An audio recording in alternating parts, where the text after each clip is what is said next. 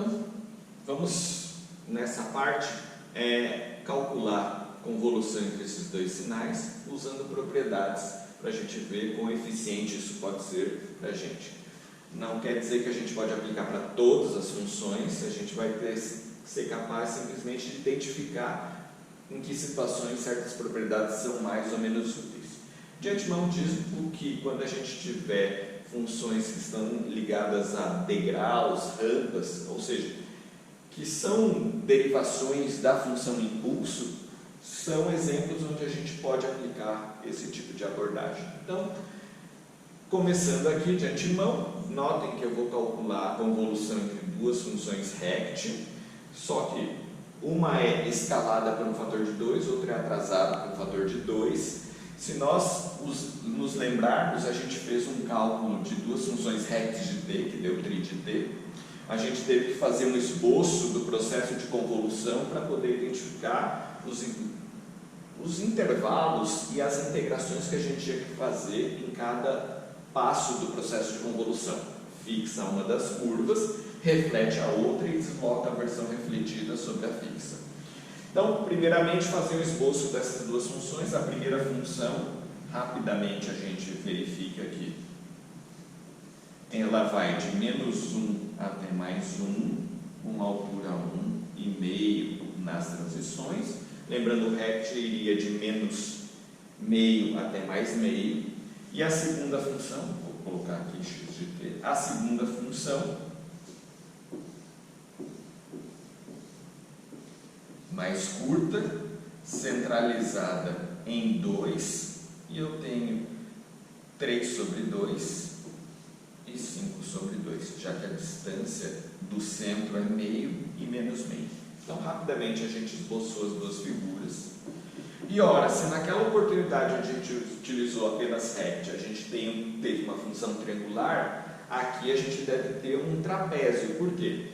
Se eu fixar esta curva em 0, reverter essa figura e atravessá-la, eu vou ter instantes onde eu tenho 0, depois eu tenho crescimento de área, chega um ponto onde esta curva é, vamos dizer assim, absorvida, entre aspas, por x de t, ou seja, ela está completamente dentro de x de t, e no momento seguinte, enquanto ela desloca, enquanto a versão refletida de h se desloca, eu tenho aumento e decremento simultâneo de área, ou seja, eu mantenho uma amplitude de y constante. A partir de um certo ponto,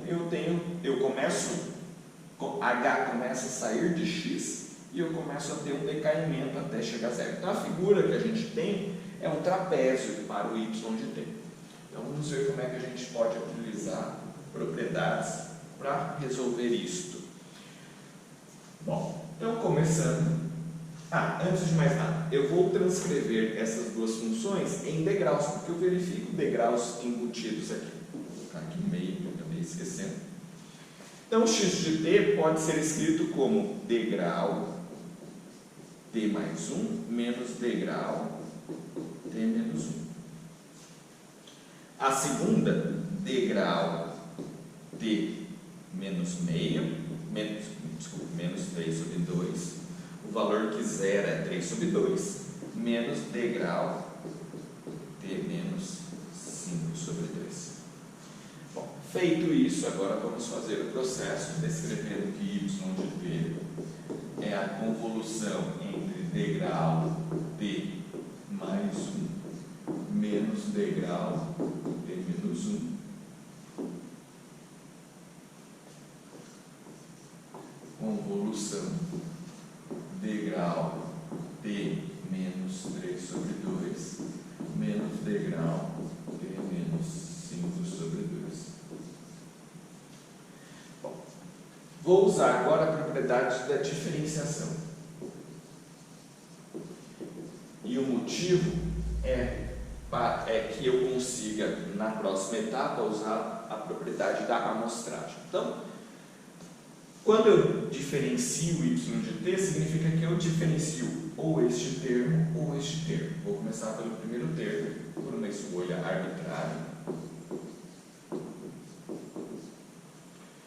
derivada de mais 1, derivada de d mais 1, 1, menos derivada de degrau, delta de d menos 1, derivada de d menos 1, 1.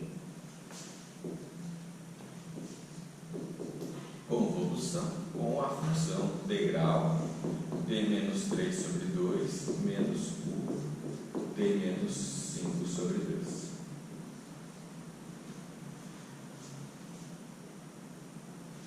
Com isso, eu tenho um dos termos totalmente impulsivo. Eu poderia usar a amostragem agora.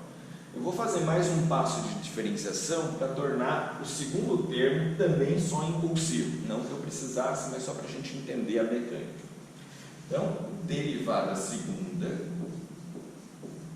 dt2 igual a delta t mais 1 menos delta t menos 1, convolução delta t menos 3 sobre 2 menos delta t menos 5 sobre 2. Qual o objetivo disso tudo? Eu vou postergar o cálculo da convolução por derivadas sucessivas até que um dos termos tenha somente impulso. Quando eu resolver a convolução, que vai ser feito já na sequência, eu vou voltar integrando cumulativamente até chegar à solução que me interessa. Bom, agora eu vou usar a amostragem, propriedade que a gente viu anteriormente. Então a ideia da amostragem é: se eu fizer convolução de um sinal qualquer com um impulso deslocado, a solução é o sinal deslocado. Como os dois lados da convolução são impulsos, eu vou escolher um deles para tratá-lo como x e outro para tratá-lo como impulso. Então vamos dizer que eu trate esse primeiro termo como impulso e esse segundo termo como o x, a função qualquer. Então, resolvendo aqui, o que eu vou ter? A derivada segunda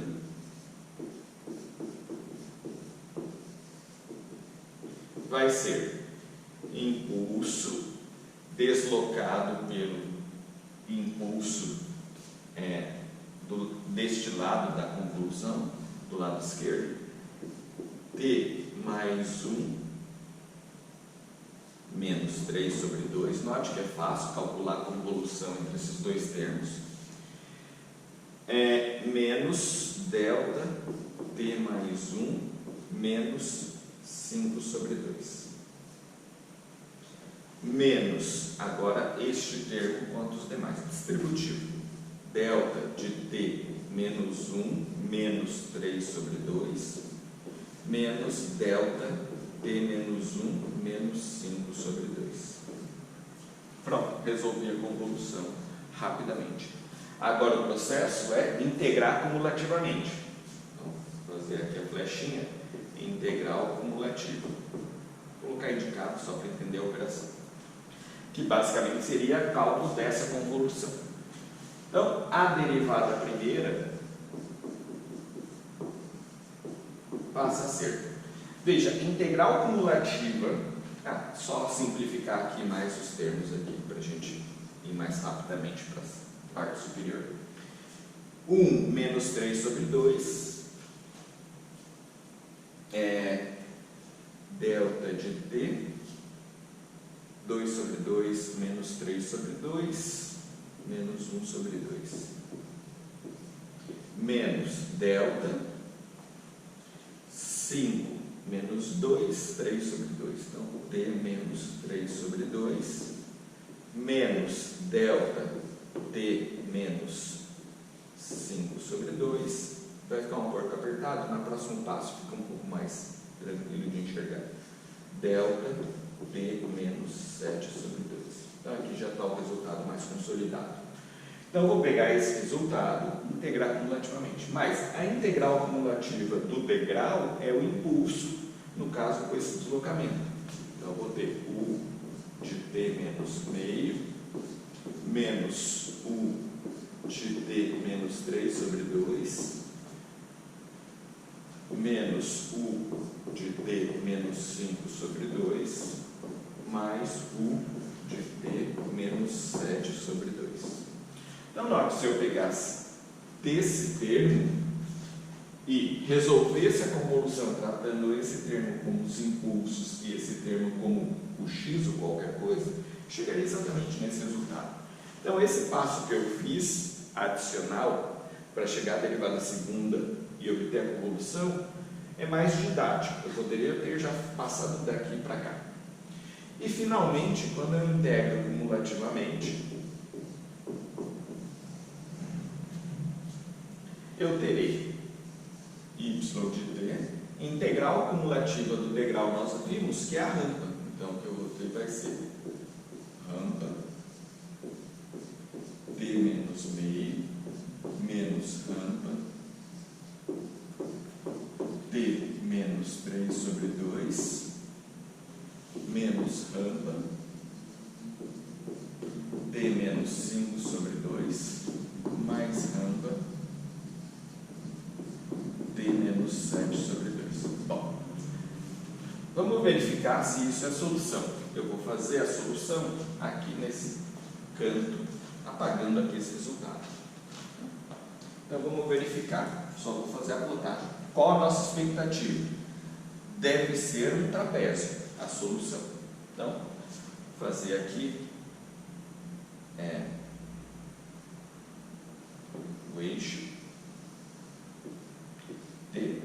Vou marcar aos pontos de transição. Então, eu tenho o primeiro ponto de transição em meio, segundo 3 sobre 2, 5 sobre 2 e 7 sobre 2.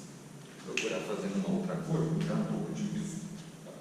Talvez não fique muito claro na transparência. Então, primeira rampa, 0 e subo 45 graus. Um pouco melhor. Indefinidamente. Segunda rampa de t menos 3 sobre 2.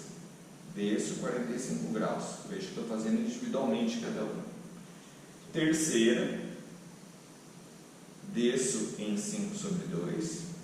E quarta, subo em 7 sobre 2. Agora vamos tratar resultante. Resultante, soma das 4 curvas até esse intervalo. Devo chegar aqui, vou fazer aqui um pontilhado.